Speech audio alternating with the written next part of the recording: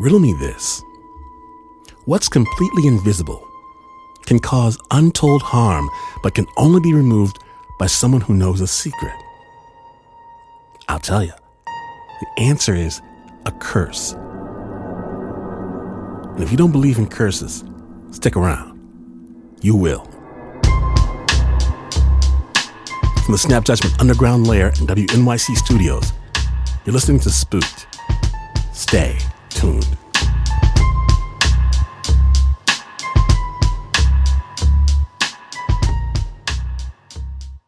Spooked is supported by ZipRecruiter. Looking for a smarter way to hire great candidates? With ZipRecruiter, 80% of employers who post a job get a quality candidate through the site in just one day. Try it for free at ZipRecruiter.com/spooked. That's ZipRecruiter.com/spooked. I used to see the people in the morning, pitiful, shuffling, hands clasped together like in prayer. They'd come, eyes blazing, and mumble, begging, please, please, for my grandmother. I'd show them in, through the living room, past the bedroom, through the kitchen, and out the back door. My grandmother either pointed them toward her lawn chair or made them stand waiting. Please, man, please, they'd say. And sometimes Granny would just remove their curse. No fuss. Pull it out like she was picking a turnip. Throw it in the trash. Go on now. Get up. Go on home now. The person would emerge from the chair like they were newly waking up, resurrected. Lord! And always, 100% of the time, instead of thanking my grandmother, they would thank Jesus. Thank you, Jesus. Praise him. Praise him. For other people, Granny would just shake her head. Nothing I can do, baby. Got to get them that's put it on to cast it off. And these people, they didn't want to leave. They'd say, please again. Please, man. Please, sister. Please. Press folded bills in the dark hands. Please. My job was to lead them out. Please. Past the kitchen, past the living room, back out to our front porch. And almost every time before they left, these people would thank me. Thank you. They said, the cursed, the doomed, the broken ones would always thank the child before stepping away.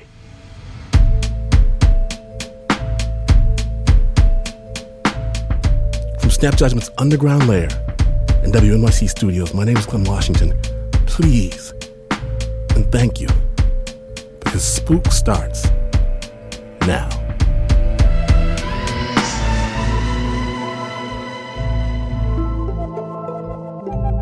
I told you once that my own grandmother could see things, shadows, smell curses. Now, my grandmother loved me sometimes. She did, but instinctively, protectively, at a very early age, I understood that people who have certain gifts, you shouldn't cross them. Ever.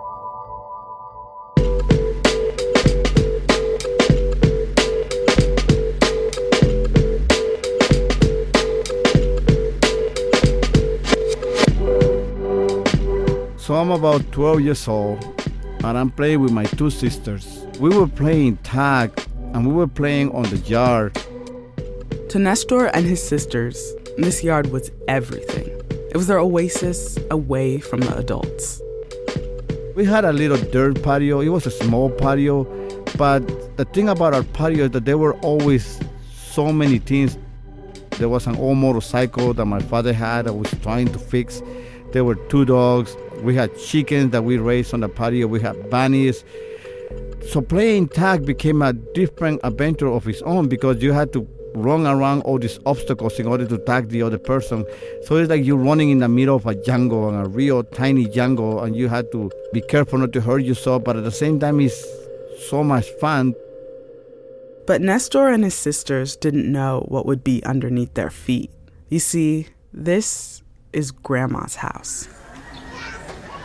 My grandma's house was like a little mercado, like a little market. There was always a multitude of people, my uncles, my aunts, who were always coming in and out of the house with their own kids. So there was always a commotion. There was always a lot of noise in this house. But this day that we were playing tag, suddenly everything went quiet. There were not any more people talking or more kids playing. There were only two loud voices coming from the house. Those two voices got louder and louder. They turned into screams. So my sisters and I, we went inside the house to see what was going on. And my mother and my aunt are having a big argument. My aunt kept screaming at my mom, "Bitch, you're not better than me." And then my aunt slapped my mom across the face. Soon enough, they were changing punches, they were pulling each other's hair, they were kicking each other. There was a fight going on. I haven't seen my aunt in about 5 years. And the reason why I haven't seen her is because the last time that we saw her was a sad moment for all of us. It was a sad moment for my aunt because she didn't have a way to make a living and she had a baby, my cousin. She came to the house and asked Nestor's mother if she could raise her daughter instead. Nestor's mother happily took the child in and raised her alongside Nestor and his sister. So my cousin became my sister. But now his aunt has returned without any warning. She's still in financial trouble, but she wants her daughter back. Nestor's mom is having none of it. We knew this is a big fight. We don't want to get in trouble. We need to get away from here. So we ran away and we went to hide under the bed. As we are hiding under the bed, my cousin starts to cry. And we're trying to tell her that everything's going to be okay, that we are not going to let anybody take her away. Someone called the police. I don't know if it's one of the neighbors that heard the screaming because the screaming was so loud. And the police came and separated my aunt and my mother. When we come out of the bed, we see my mother and my aunt being driven away on the police cars. Suddenly, we start blaming our little cousin for everything. This is all your fault. We are so afraid that we're not going to see our mother anymore. I'm afraid for my own self. I'm afraid for my sister. I'm afraid for my family. They go to bed angry with their cousin. And the next morning, Nestor wakes up to the sound of people talking outside. I heard a noise that wakes me up. It's my aunt. She's with a police officer. She's come back to take her daughter away. But I'm too ashamed to say anything. Only hours prior, I was screaming at my cousin to go away. But now, I don't want her to go. And my cousin is in too much pain to say anything. We just see each other for one last time without saying goodbye. So Nestor watched as his cousin and his aunt drove away in the police car. The police kept the two women separate so that Nestor's aunt could pick up her daughter without any trouble. Meanwhile, Nestor's mom was still locked up for 1 day, then 2. And on the 3rd day, my mother is finally released from jail. And when Nestor's father brings her back home, she always has a clean set of clothes on. She always combs her hair. She always has a little bit of makeup on, just enough. But this time, she hasn't combed her hair in days. She hasn't gotten any sleep. I can barely recognize her. She doesn't even say hi to us. She just starts running from room to room. Where is she? Where is she? Where is my daughter? My father comes to her and says that she has been taken away. My mother just goes pale. Her knees started to tremble and she just faints. And my father just picks my mother up and takes her to the bed. At first, Nestor hopes it's grief. Maybe she needs some rest. But then she stops responding. My mother just stays there like in a coma, and she keeps having these dreams. She keeps talking on her sleep about monsters and about things and about calling out people's names that I don't even know who they are, people's names that I had never heard in my life before. And I'm trying to talk to her. I'm trying to tell her that everything's going to be okay, and she's not getting any better. So I asked around, what can I do? We don't have money to take her to the doctor.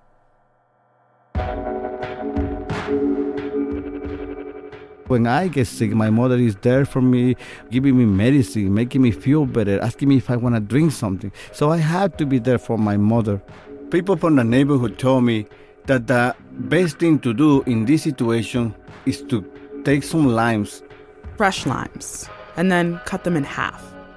And add ground coffee to them. Then take those limes and put them on the temples of my mother. They say that this is an all-wise remedy. It's supposed to bring my mother back to her senses. And I do this every day after I come from school, but nothing seems to work. I was afraid that my mother was going to die. My mother is the center of the universe. Without my mother, there's nothing. 1 week passes, then another. Nestor's mom is still in bed, and everyone at this point is desperate. And then a strange woman shows up at the house. She says she's a relative, but Nestor has never seen her before. And suddenly, there's a commotion in the house. I start asking, who's that person? Who's that person? And immediately everybody just shush me. Shh, don't talk about her. Right away, the adults send Nestor out of the room and tell his sister to bring the woman a glass of water. When his sister comes back, Nestor asks, Who is she? Who is she? She is a bruja. You don't want to make her mad. Don't say anything bad about her. A bruja?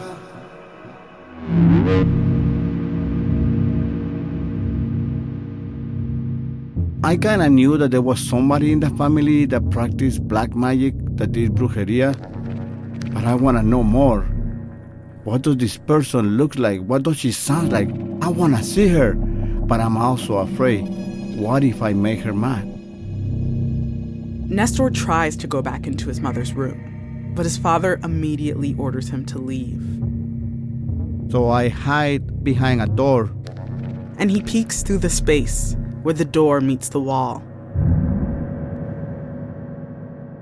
I try to look into the room and I see the outline of the bed. And I see this shadow of somebody I don't know. She's getting close to my mother. And as she comes close to my mother, I almost see her. And I'm afraid again, and I hide a little bit more. I'm wondering what she's doing to my mother. Is she praying over my mother? Is she passing an egg all over my mother's body? Like I heard people say that that's what they do. Is she hitting my mother with special herbs? Is she doing some chanting? I'm trying to listen. I'm trying to see. But it's so hard to do it from my hiding space. And then she tells my father, she's been cursed.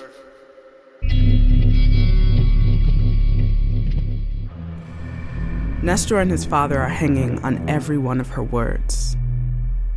The bruja pauses and says, There's a black chicken that's buried on the yard with an upside-down cross on it. You have to take the chicken out of the jar, wash it on holy water, and burn it. That will take the curse away. And my father jumps up. I could hear on his voice and I could see by the sudden movement of the shadow that he goes, What? How do you know that? Because I put it there. I got paid to put a curse on your wife. But I don't want any dead family members because of what I did. My father never took crap from anybody, But I'm guessing that he knows better than to upset a bruja. So he doesn't say anything and he just does as he's told. Doesn't scream, doesn't argue, doesn't try to start a fight. He just gets up, walks out to the patio. And she goes to the corner of a yard where he has been instructed that he has to dig there. And he has his shovel by him and he starts to make a little hole in the ground. It starts to get bigger and bigger and bigger. My father is a strong man, and I see his hands are shaking, and he's grabbing something from the ground. Oh, it's a black chicken. I have never seen a chicken like this. It has an ugly smell of something forbidden. We have no idea if this happened while my mother was in jail. We have no idea if this happened while my mother was starting to get sick. We have no idea when it happened. We just know, obviously, that it happened. He takes this strange-looking chicken that he's grabbing in his hands, and he takes it to the sink that's on the patio. He asks one of his brothers to go to the church and get some holy water. Meanwhile, Nestor's still hiding behind the door and thinking, this is so crazy, but hey, hopefully now my mom can get better. My uncle comes back with a little bucket with holy water on it. My father takes the holy water and starts to wash the chicken. He scoops out the water with one hand and splashes on the chicken. He's trying not to touch the chicken, but he wants to wash the chicken so the curse can go away. He goes back inside the house and he gets as many newspapers as he can, and he starts to roll the chicken on newspaper to try to dry it out. He makes a pile of newspapers, places the chicken on top of it. He does the whole thing with gas and sets the whole thing on fire. There's so much black smoke coming up. 20 minutes later, the chicken is still burning, but I heard some noise. So I go back to my hiding spot and I see my mother is moving. My mother is waking up. My mother is sitting on the side of her bed. I'm so thirsty, she says. And I want to run to the kitchen and I want to get her a glass of water and I want to run to her side and I want to hug her and I want to tell her that I'm so glad that she's okay.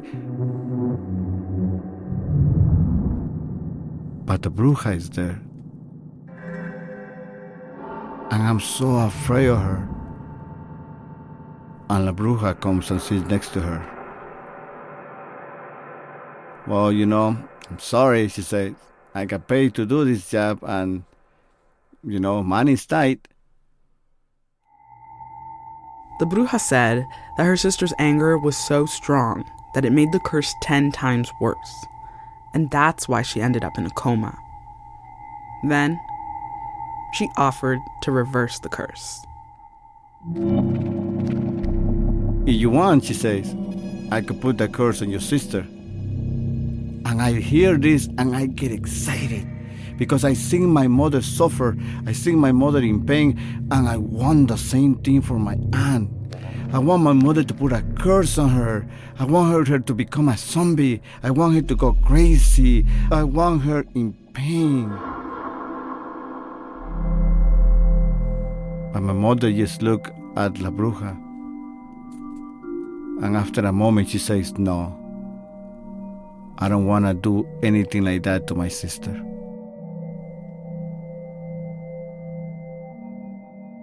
For a moment, I think La Bruja is going to get upset, is going to get angry at my mother. But then she just gets up from the bed, walks to the door, takes a final look at my mother, and leaves. And I run into the room, straight into my mother's arms.